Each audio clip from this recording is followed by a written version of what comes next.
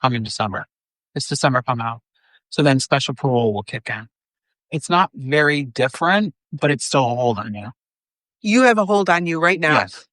Yeah. Could you tell us some of the ways? So it's just a simple fact that I can't, right now, the biggest thing is leaving state. I have to have permission. And she does grant me permission to leave.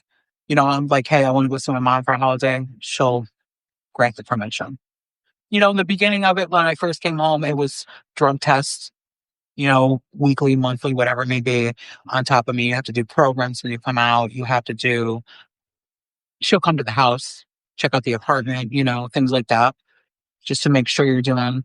So once you serve the 5 years, you're on parole for another 5 years. No, 3. You're on parole for... serve the 5 years and then parole and then, yes. And then 3 special parole. Okay. So from December, it would have been 5 years of you being on parole. So my 10-year sentence has come to an end. Okay. And then the 3 special parole. Okay. So can you explain the 3 special parole? What exactly does that? So the only thing that really special parole is going to change is the fact, like, they wanted to put me in for early release because I've done everything I'm supposed to do. No dirty urines. I worked 2 jobs. As you know, I did everything and anything that they've asked of me. And it was a verbal agreement with the state's attorney that he would grant a modification if I put it in.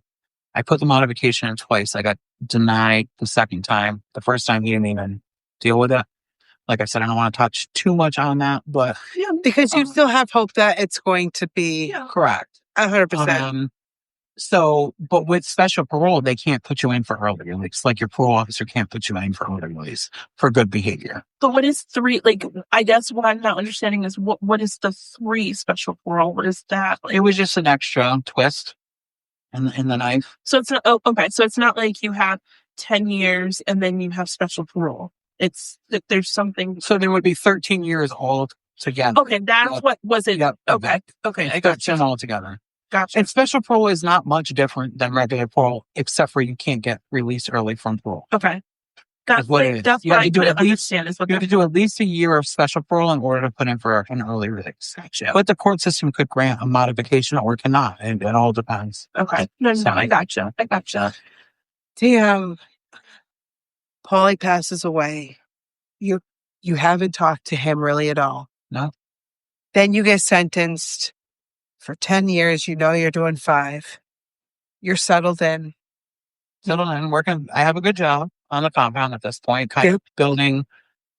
I'm not going to say friendships because I still have my guard up. Like, not that I ever thought I was better than anyone. I was just like, this is not the place where I'm going to make friends. I have friends at home.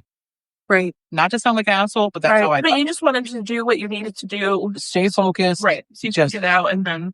It was like almost like every time you got the day over faster, it was better because the next day's coming and we're one day closer. Like, let's just get this done. And I think also, too, and when I say this, I mean absolutely no disrespect. But I don't think ever in your life, your goals based on from when you were little or, growing, I don't think your goal is ever to be here anyway. No, absolutely not. I don't think it's anybody's goal. No. I think you were the best partner that you could be and do what so many would do for their partner. Absolutely. And I think so many people do bend for their partner on so many levels, on so many different extremes. So the judgment, can't really be there. So at this point, it was so there was a unit that was put into the men's prison. It's called the True Unit. These units first came about because this is where it's going to really get into my best part of my prison story. This unit was put in to what happens is there's mentors, there's officers, and there's mentees. The officers are trained to kind of deal with us a little bit differently, more of a close relationship as far as like understanding, having conversations, talks, the real life stuff. The first one I think was based out of Germany, and in Connecticut it was a True Unit for the men. So what they did is they wanted to do a women's unit, which it was the Worth program.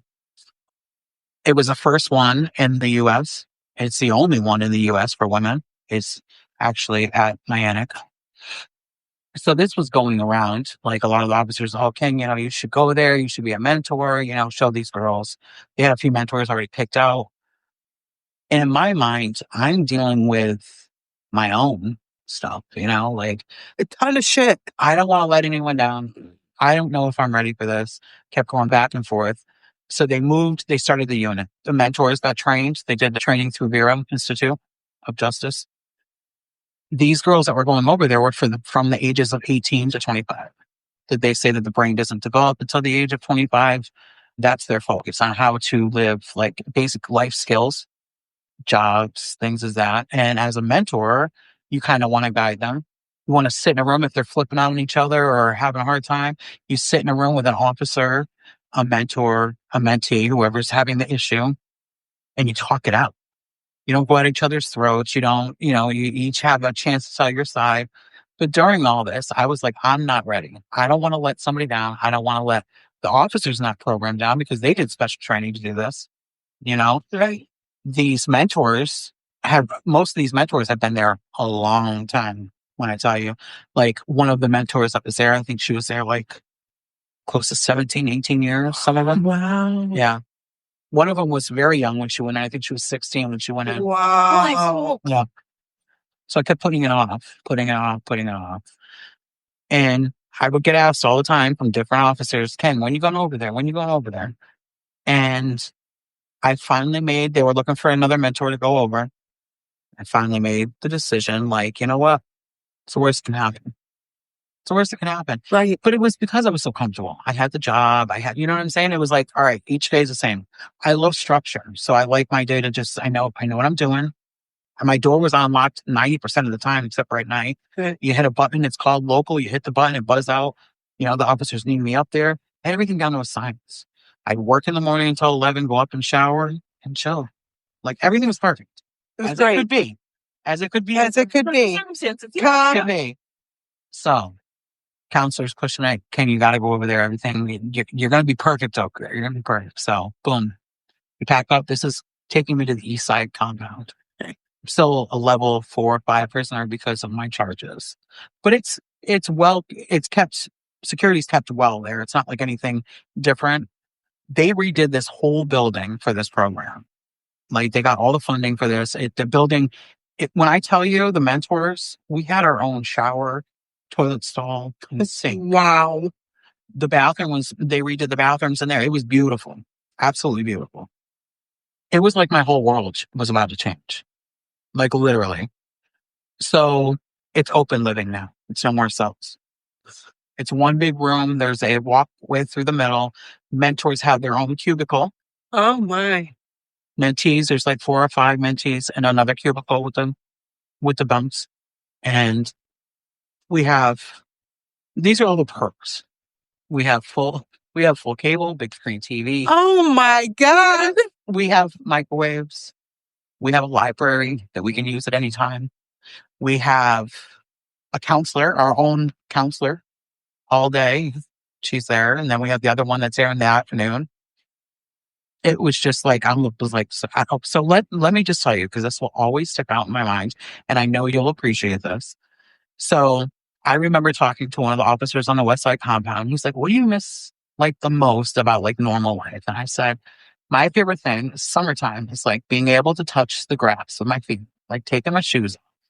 This place had a beautiful, beautiful green grass basketball court. Oh my. We had a garden. We had a garden, growing vegetables. I had fresh veggies there, fresh veggies.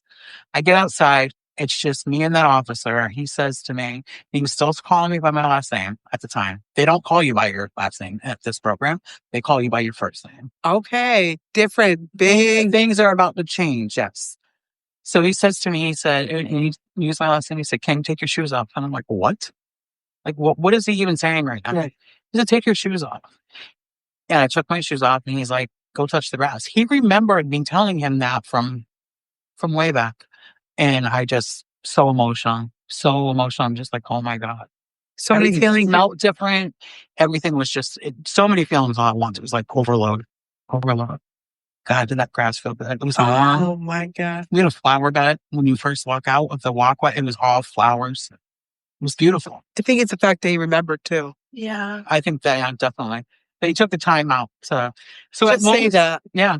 And so at the most, we had a counselor that was there all day. We had a lieutenant captain. We had a female captain. This is great. Male lieutenant. The lieutenant that had started the unit when they started was no longer there. He had retired. So they had a new lieutenant in there. And normally I think there was 6 officers on at all times.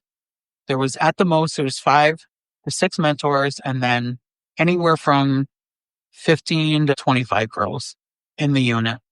But it was like, I was very overwhelmed when I first got there. Like, it was just like a lot to take in, a lot. But absolutely amazing. Just everything just changed. But then, you start to settle in a program, I wasn't used to the poke and living. I think that bothered me the most. Really? Yes. Because you're sleeping and they're, like, it's just open. There's no kind of, not that anything was going to happen to me, but there's no safety. Right. There's no, I'm shutting my door. Right. Right. And so I think that's what bothered me the most. I had big things. This is where I fell in love with the sound of a fan. Because we had 2 big fans that would blow at either end of that hallway. And I'm like, I need the fan. Do you still have a fan on this day? No. To this day, yeah, I have to. Even when they would turn, like some of the girls wanted it off, they turn it off. I have such a seatbelt. So what did it mean in your role? Like, what did you do? So, and I had to learn my role there, honestly. Like, it was all new to me. Like, this is my role to me was like, these girls need structure. These girls need some kind of, like, some of them didn't have like upbringings, moms to show them how to be a certain way. But it was starting to hit home too, because my daughter's this age. Like, wow, this can happen to anybody. Some of the girls were in there for car accidents that caused death.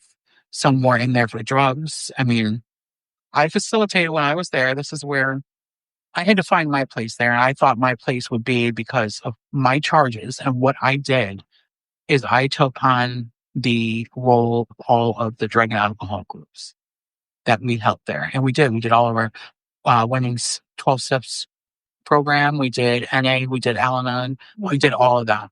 And I facilitated them. I would be the mentor to oversee it, and the girls would do it. We did crocheting for our cause, where the stuff would get donated to the NIC units. The girls did those. You get online. We didn't have internet access, but you get online and you could do a resume, like show the girls how to do resumes.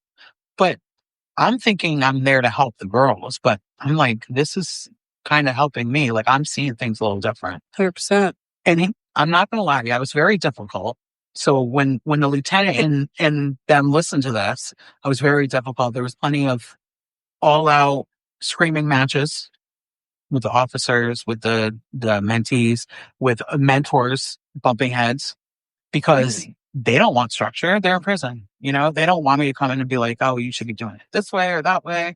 But that was my way. That's what I thought they needed. So I need structure. Right. I need structured living in order to live the right way. Right. So it was definitely interesting, to say the least. And how did you have to adjust there? It took a little bit. And I think even till the end, I struggled a little bit. I didn't realize a lot of it until I came home.